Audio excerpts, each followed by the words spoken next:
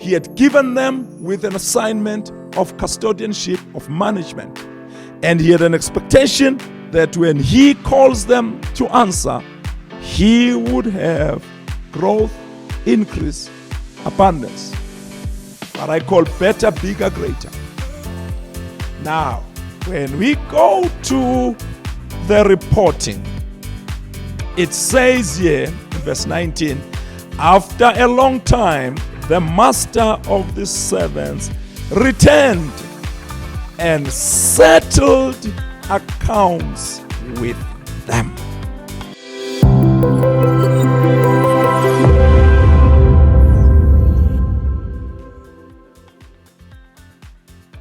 Kingdom greetings.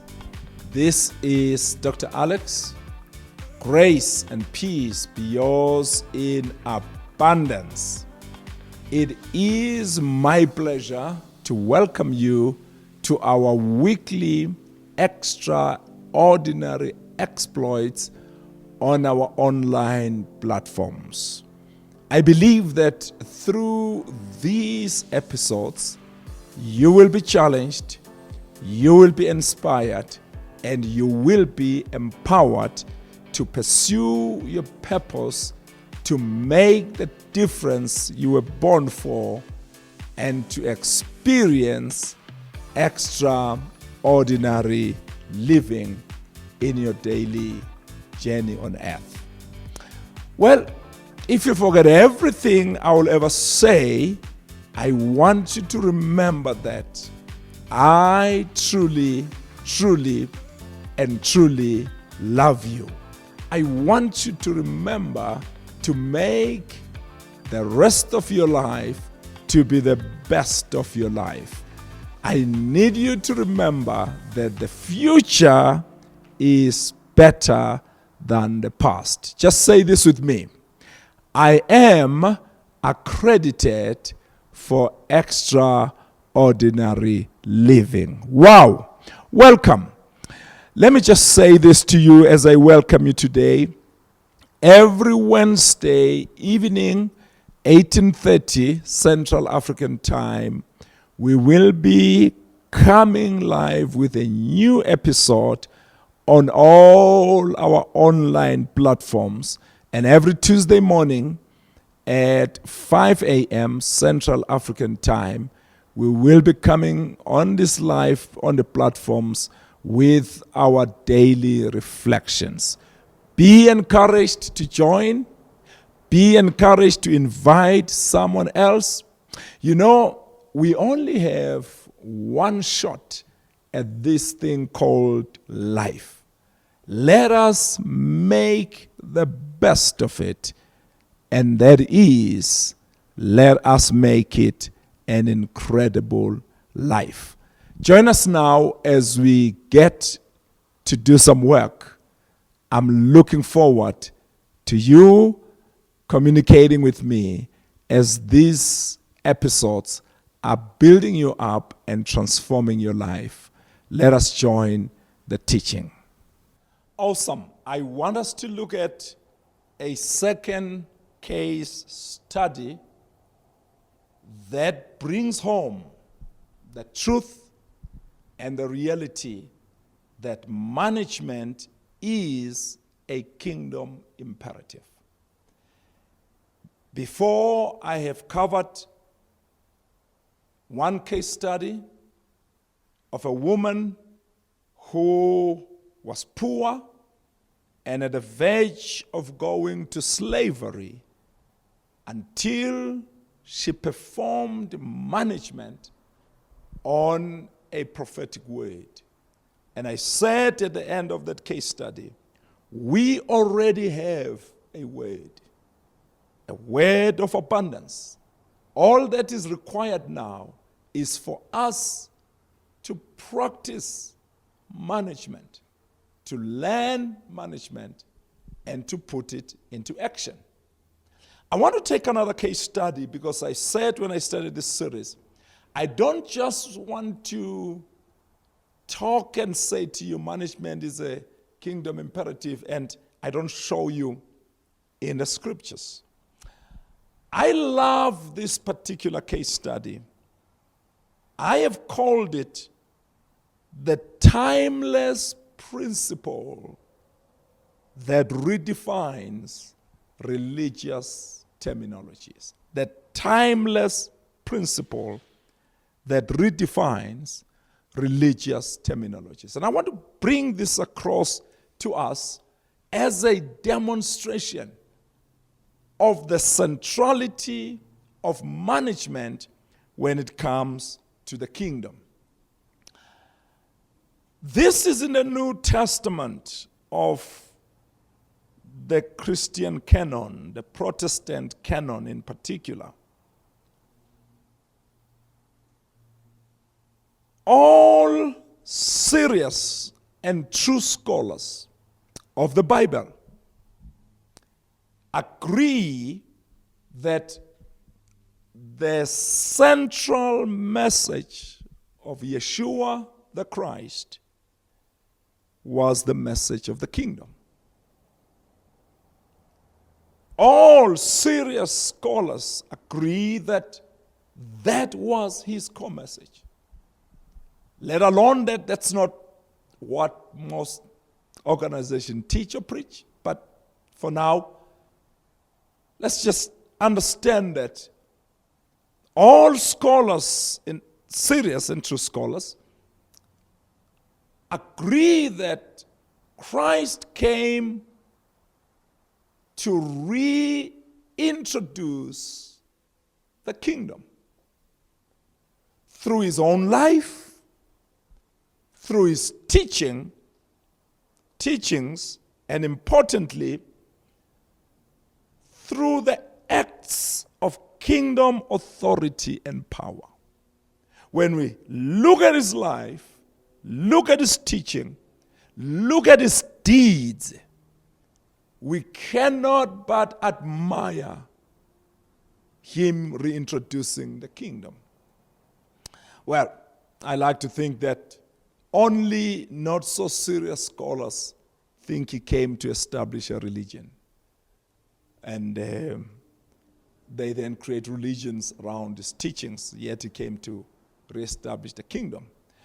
What he then did to make us rediscover the kingdom, amongst his teaching, he used something called parables. Parables. Without defining what they are, for this teaching, I just want you to go back in the New Testament, Matthew, Mark, Luke, and look at his teaching. And every now and then, when you come to a parable, you'll always find words like, the kingdom of heaven is like. Once he says those words, he would then share the parable. In other words, he used the parables to teach humanity the principles of the kingdom, the practices of the kingdom, the culture of the kingdom. He used the parables to teach us the terminology of the kingdom, the priorities of the kingdom, etc., etc., etc. So that's why he would start by saying, the kingdom of heaven is like. Then he shares the story. And often he wouldn't explain the story because the parable itself was giving us the principle. It's not so much the parable, but it's what we draw from it. So that's what the parables serve a great deal, to teach us about the kingdom. On this particular case study, we're going to visit the parable he shares in Matthew 25. In Matthew 25. He begins Matthew 25. I'm looking at the NIV version by saying, at that time, the kingdom of heaven will be like. Then he introduces the parable of the 10 virgins. So when we read the parable of the 10 virgins, it's got nothing to do with religion, but it's got everything to do with the kingdom life, the kingdom culture, the kingdom principles, the kingdom terminologies, the kingdom values.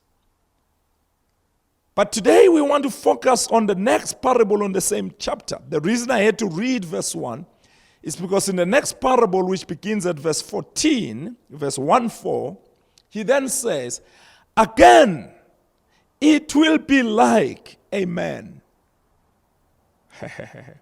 The first parable says, the kingdom of heaven will be like 10 virgins who took their lamps. The second parable in verse 14, again, it will be like a man going on a journey. The reason I needed to introduce verse 1 is because when you start from verse 14 and says, it will be like, you ask the question, what is it that will be like? So it is referring to the kingdom. So the kingdom will be like a man who went on a journey, who called his servants, I'm reading verse 14, and entrusted them. He called his servants and entrusted them. The kingdom of heaven is like a master who has called servants and has entrusted two servants. Hey. I like that. Man, doing this online teachings and all that sometimes limits you from getting excited. But it's okay. It's another platform. In this particular parable, the master calls 3 servants. He calls 3 of his servants. And he entrusted to these servants, depending on the version you read, he entrusted wealth, he entrusted bags of money, bags of gold. The more popular religious terminology used is talents of money. I'll just use these words this way or that way because that's not the key thing here. Whether it's bags of gold, bags of money, but it's bags of something. The key here is that the master entrusted to his servants something.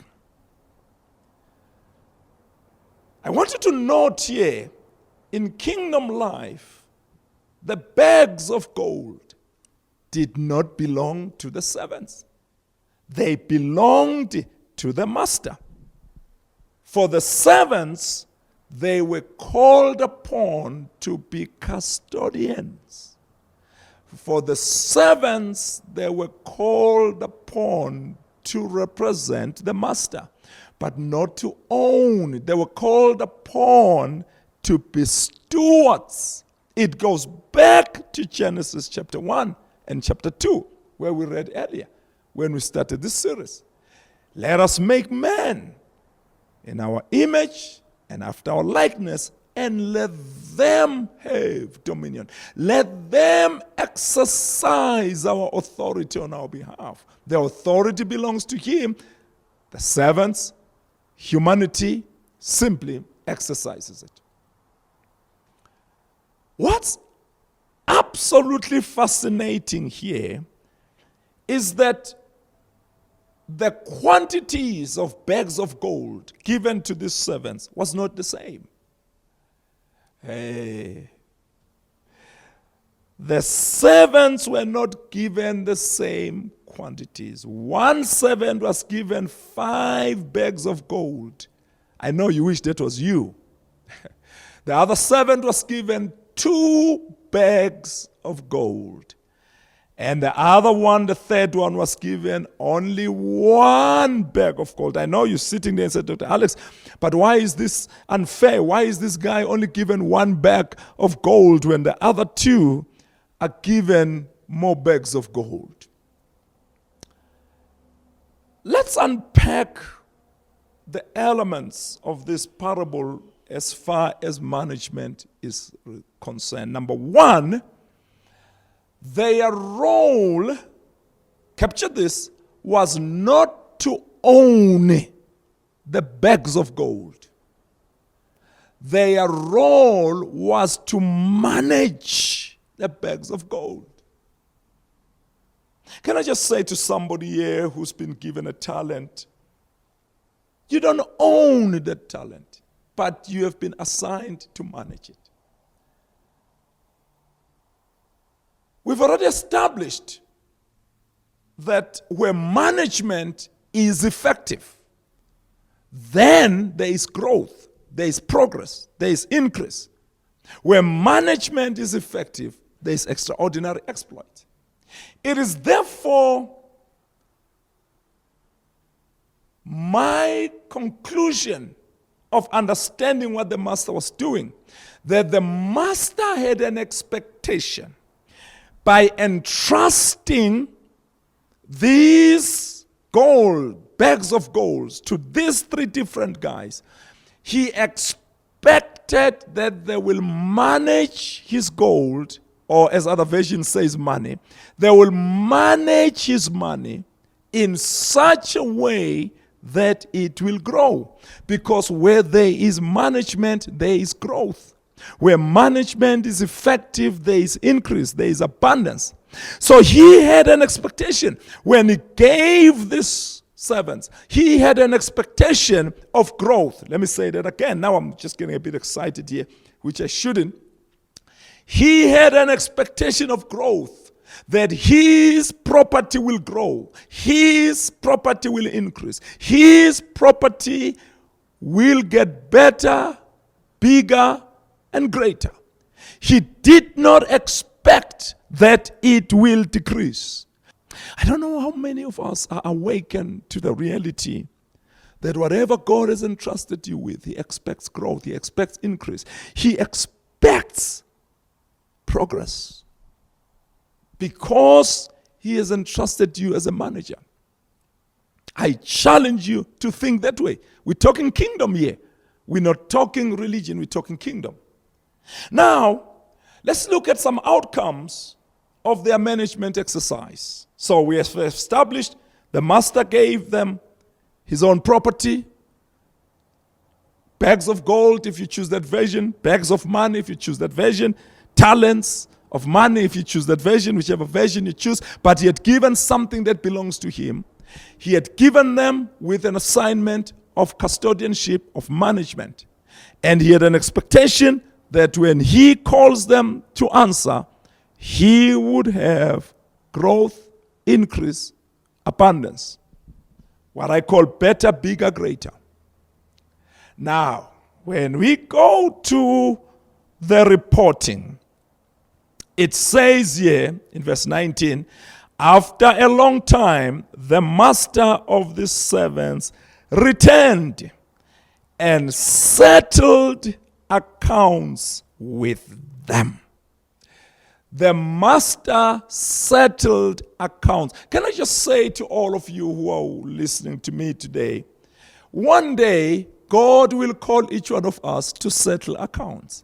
You and I were not given what we were given just for fun, but we were given to be custodians, to be stewards, and with an expectation that it will grow. I want to emphasize that, with an expectation of growth, with an expectation of increase. One day, the master will settle accounts. This is a kingdom language. The master will settle accounts. The master will call every servant that was entrusted with something. I wish we get awakened to this kingdom. Remember that we're dealing with a parable. What is a parable? A parable is that story that he used to teach us the kingdom. Now, let's look at the outcomes. First outcome, 2 of his servants exercised their management abilities to the extent that they brought 100% increase of what was entrusted them. 100% increase. The one servant was given 5 bags, and when the master came back, he gave the master 5 new bags. He says, here is the 5 you gave me. Here is the 5 I have increased. The other servant who had been given 2 bags, he brought back the 2 bags that he had been given and 2 more bags. He says, these are the 2 bags of gold or money or wealth that you gave me. Here are 2 new ones. I've grown what you gave me 100%. And the parable says the master celebrated these 2 managers. He celebrated these 2 servants.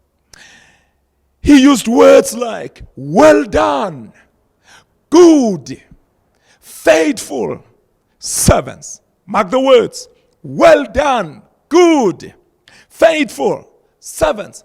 I will put you in charge of greater things. And importantly, I will invite you to share in your master's happiness. Can I just say to you today, in the kingdom, the title good servant is reserved for effective managers. The title good servant is given to effective or top managers. It's not given to you just because you are a believer. In the kingdom, the title faithful is given to effective managers.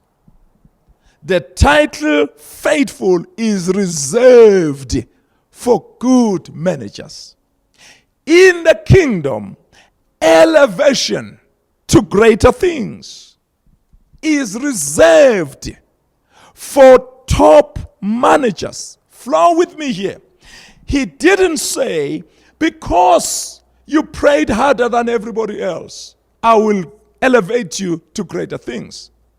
He said, I will put you in charge of greater things. I will increase your responsibilities. I will increase your abundance. I will increase the beauty of your life. I will make you experience extraordinary living because you were an effective manager. No. You're sitting there and you're saying, well, Dr. Alex, where do you see that? Let me just read this in verse 21. I will put you in charge. Okay, let me read it from the beginning. His master replied, well done, good and faithful servant. You have been faithful with a few things. Therefore, I will put you in charge. In other words, your greatness is as a consequence of your management ability. I'm making you greater because you were able to manage the few things. Oh boy, I don't know how many people are believing for greater things when they can't manage what they have. Some people are believing that God will have to give them millions of dollars, but millions of rands in our case, but they can't manage 10 rands. I don't know how many people are believing God will give them new houses, but the house they live in cannot be managed.